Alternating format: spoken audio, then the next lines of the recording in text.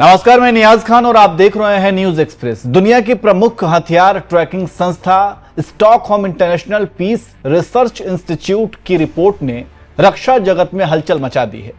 Report के मुताबिक भारत ने पहली बार अपने 12 परमाणु वॉरहेड्स को ऑपरेशनल मोड में तैनात किया है।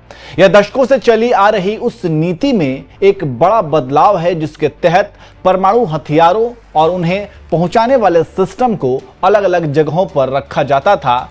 चलिए अब आपको इसके बारे में थोड़ा विस्तार से बताते हैं कि आखिर क्या है भारत का यह नया परमाणु स्टैंड और इसके मायने क्या हैं।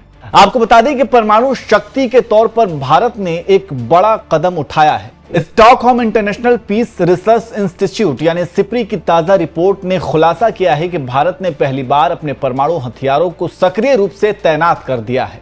रिपोर्ट के अनुसार भारत ने 12 परमाणु वॉरहेड्स को सीधा डिलीवरी सिस्टम के साथ जोड़ दिया है।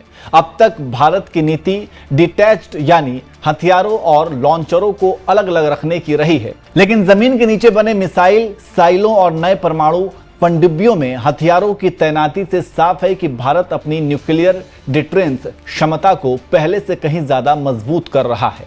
भारत के कुल 190 परमाणु हथियारों का आंकड़ा। रिपोर्ट के मुताबिक जनवरी 2026 तक भारत के पास कुल परमाणु हथियारों की संख्या बढ़कर 190 हो गई है।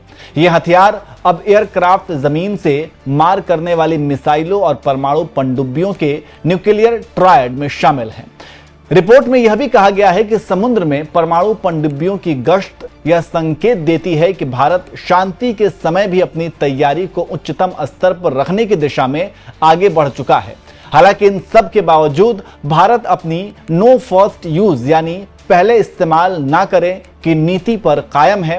रक्षा विशेषज्ञों का मानना है कि यह तैनाती हथियारों की होड़ के लिए नहीं बल्कि पड़ोसी देशों के संभावित खतरों को देखते हुए एक असरदार बचाव और शांति बनाए रखने की एक सोची समझी रणनीति है।